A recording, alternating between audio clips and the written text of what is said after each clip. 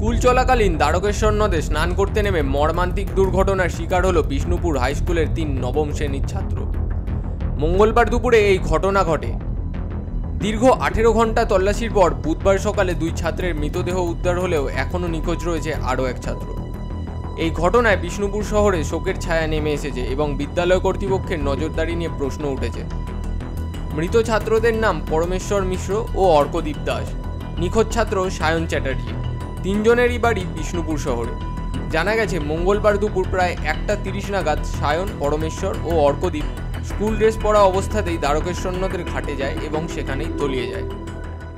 একটা স্কুলের মধ্যে 7-8 জন ছেলে চলে যাচ্ছে, কোনো মাস্টারদের কোনো ভূক্ষেপ নেই। এইটার জন্য প্রশাসনকে একটা দায়িত্ব নেওয়া দরকার। শুধু হাই স্কুল হয়, টাউন স্কুল বলুন, মেশিন স্কুল বলুন, শিবদাস বলুন, সব স্কুল এবার রাস্তাঘাটে সব স্কুল ড্রেস পরে চারদিকে ঘুরছে, কিন্তু ব্যাপারটা হচ্ছে লালবাগানে সবাই আড্ডা মারছে স্কুল ড্রেস পরে, কিন্তু সেটা প্রশাসনকে দায়িত্ব নেওয়া দরকার একান্ত। আজকে আমাদের একটা বন্ধু ছেলে মারা গেছে, আজকে আরও ছেলে মারা যেতে পারে, অনেক কিছু ঘটনা ঘটতে পারে, সেটা কিন্তু প্রশাসনকে একটা দায়িত্ব নেওয়া দরকার। ঘটনার খবর পেয়ে পুলিশ ও সিভিল ডিফেন্স কর্মীরা দ্রুত ঘটনাস্থলে পৌঁছান। রাতভর তল্লাশি চালিয়েও কাউকে উদ্ধার করা সম্ভব হয়নি। বুধবার সকালে রাজ্য বিপর্যয় মোকাবিলা বাহিনীর যৌথ অভিযানে পরমেশ্বর ও অর্কদীপের মৃতদেহ উদ্ধার হয়। কালকে তো আমরা জানিনি যে 3 জন আমাদের এই দ্বারকেশ্বর নদীতে এখানে ঘাটে মিসিং হয়ে গিয়েছিল।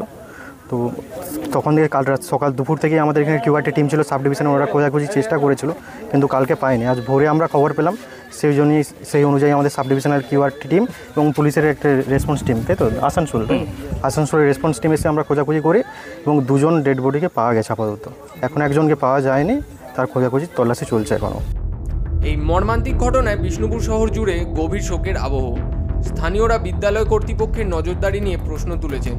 প্রশাসনের পক্ষ থেকে এই ঘটনার পূর্ণাঙ্গ তদন্তের আশ্বাস দেওয়া হয়েছে। Bureau report, express news.